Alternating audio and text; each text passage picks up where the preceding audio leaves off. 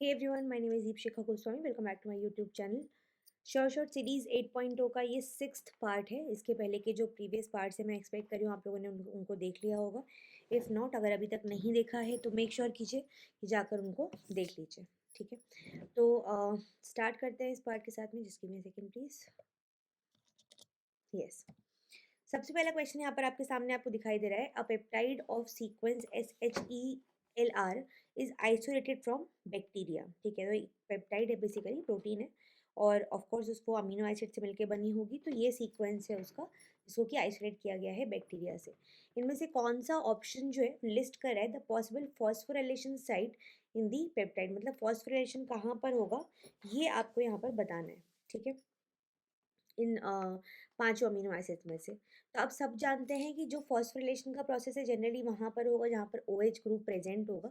तो अगर हम बात करते हैं यहाँ पर अमीनो एसिड्स की, तो इस केस में मेनली जो फॉस्फोरिलेशन होता है वो सीरीन, टायरोसिन और थ्रियोनिन का होता है. इसके अलावा कुछ और अमीनो एसिड्स भी हैं जिनका फॉस्फोरिलेशन हो सकता है, जैसे कि आपके सामने यहाँ पर मैंने मेंशन किया है serine, threonine, tyrosine, histidine residues in case of eukaryotic proteins. ठीक है, तो यहाँ पे आप देख सकते हैं ये मेजर अमीनो एसिड रेजिड्यूज है जिनका फॉस्फोराइलेशन हो सकता है यूकैरियोट्स के केस में. हिस्टीडीन का फॉस्फोराइलेशन जो है, जो कि यूकैरियोट में होता है, वो काफ़ी ज़्यादा फ्रीक्वेंट होता है टायरोसिन के कंपैरिजन में. और अगर हम प्रोकैरियोट्स की बात करेंगे तो वहाँ पर serine, threonine, tyrosine, histidine, arginine और लाइसिन का फॉस्फोराइलेशन हो रहा होता है. और फॉस्फोराइलेशन का मतलब आप सबको पता है, फॉस्फेट ग्रुप का जुड़ना. ठीक है, तो ये हो गई बात. अब इस केस में अगर आप देखोगे इसका करेक्ट आंसर हो जाएगा option number A, that is histidine. बहुत लॉजिकल बात है, इसमें कुछ भी ऐसा नहीं है जो कि आपको नहीं समझ में आया हो. नेक्स्ट क्वेश्चन की तरफ चलते हैं. The sequence of the first strand of DNA obtained after reverse transcription of a bacterial mRNA is the same है. सिंपल बात है, हमने एक mRNA बनाया है. ठीक है, हमारे पास एक mRNA प्रेजेंट है और इस mRNA का हम क्या कर रहे हैं, रिवर्स ट्रांसक्रिप्शन का प्रोसेस कर रहे हैं. रिवर्स ट्रांसक्रिप्शन, तो अगर फॉर एग्जांपल ये mRNA है तो इसका रिवर्स ट्रांसक्रिप्शन होकर जो सीक्वेंस बनेगा वो बनेगा जो कि इसका कॉम्प्लीमेंट्री था. मतलब फॉर एग्जांपल अगर यहाँ पर G प्रेजेंट है तो यहाँ पर C प्रेजेंट होगा. लॉजिकल बात है बहुत, यहाँ पर C है तो यहाँ पे G होगा, इस तरीके से. ठीक है, तो अब ये DNA का सीक्वेंस है, मतलब ये अगर 5 प्राइम टू 3 प्राइम है, ये अगर 5 प्राइम टू 3 प्राइम है तो ये 3 प्राइम टू 5 प्राइम होगा, 3 प्राइम टू 5 प्राइम होगा. ठीक है, और इसके बाद इसका कॉम्प्लीमेंट्री सीक्वेंस यहाँ पर कहीं होगा जो कि होगा 5 प्राइम टू 3 प्राइम डायरेक्शन की तरफ, 5 प्राइम टू 3 प्राइम. और ये दोनों सीक्वेंस ऑफ कोर्स DNA के हैं, है ना.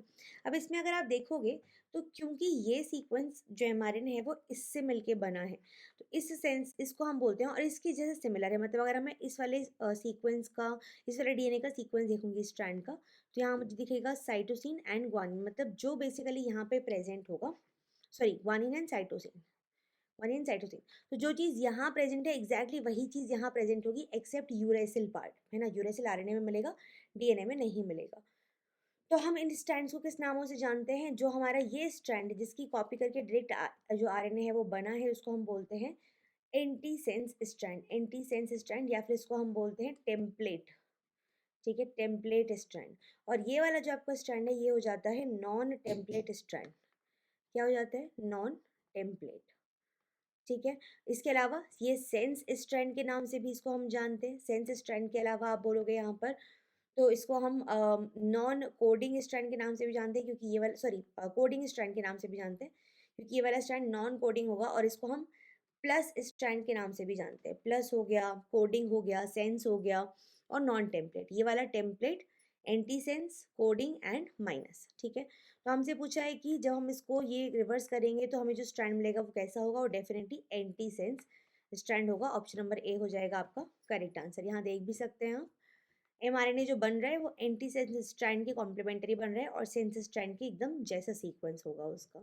ठीक है, नेक्स्ट क्वेश्चन की तरफ चलते हैं. Bovine spongiform encephalopathy is a disease caused by. तो ये एक डिजीज है जो किसके द्वारा कॉज होती है ये आपसे पूछा जा रहा है. देखिए, डिजीजेस के क्वेश्चंस जो हैं वो बहुत ज़्यादा कॉमन है, चाहे वो आपको कोई भी एग्जाम हो, CSIR, GATE, TPT etcetera etcetera. इस ICMR में तो और भी बहुत ज़्यादा पूछा जाता है. तो यहाँ पे इसका करेक्ट आंसर देखने के लिए आगे चलते हैं. देखिए, प्रेऑन के द्वारा कॉज होने वाली एनिमल और ह्यूमन डिजीजेज यहाँ पर आपको दिखाई हुई हैं, आप देख सकते हो. जैसे फॉर एग्जांपल अगर आप यहाँ देखेंगे कि बोवाइन स्पॉन्जीफॉर्म एन्सेफेलोपैथी, ठीक है, बोवाइन स्पंजिफॉर्म एंसेफेलोपैथी, ये आपका कॉज हो रहा है एनिमल में और किससे हो रहा है, प्रेऑन से कॉज होने वाला डिजीज है। इसके अलावा क्रोनिक वेस्टिंग डिजीज और इसके अलावा और कुछ नाम यहाँ पर दिए हुए हैं, फेलाइन स्पॉन्जिफॉर्म एंसेफेलोपैथी एक्सेट्रा। फिर यहाँ पर ह्यूमन में कॉज होने वाली प्रेऑन के द्वारा डिजीज का नाम दिया गया है, क्रूटफेल्ड जैकब डिजीज, स्पोरिडिक, ठीक है, ये सब हो गया।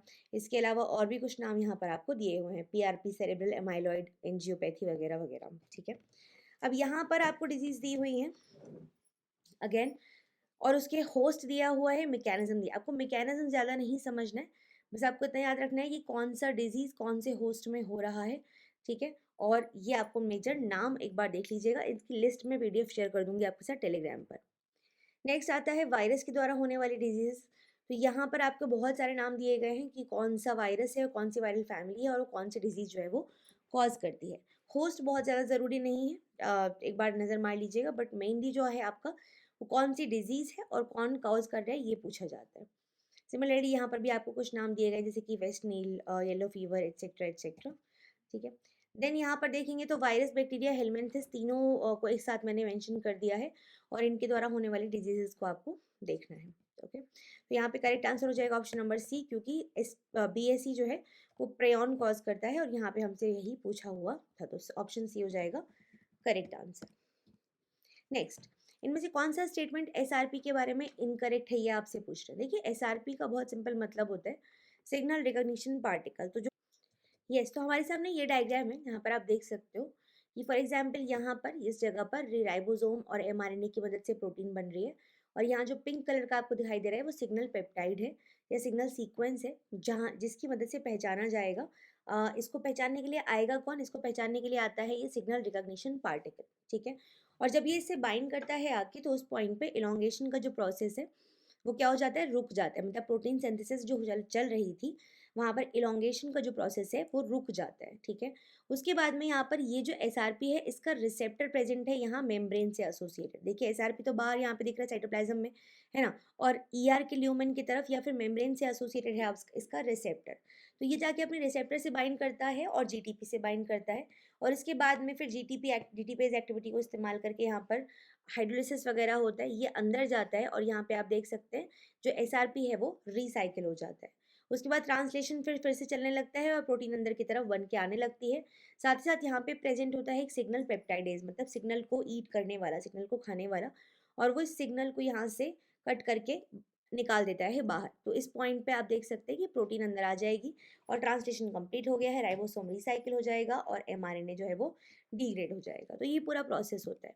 कुछ बातें इसके बारे में लिखी हुई है कि ये बहुत मतलब अबंडेंट है, साइटोसॉल में पाया जाता है और RNA और प्रोटीन का कॉम्प्लेक्स है जो कि स्पेसिफिक टारगेट को रिकॉग्नाइज करके ER में लेकर आता है और plasma membrane in case of prokaryotes. इसके अलावा जो प्रोटीन्स बन रही होती हैं उनको एन टर्मिनल साइड से जुड़ रही होती हैं SRP से, carry N terminal hydrophobic signal sequence जो कि SRP से जुड़ता है जाके, ठीक है।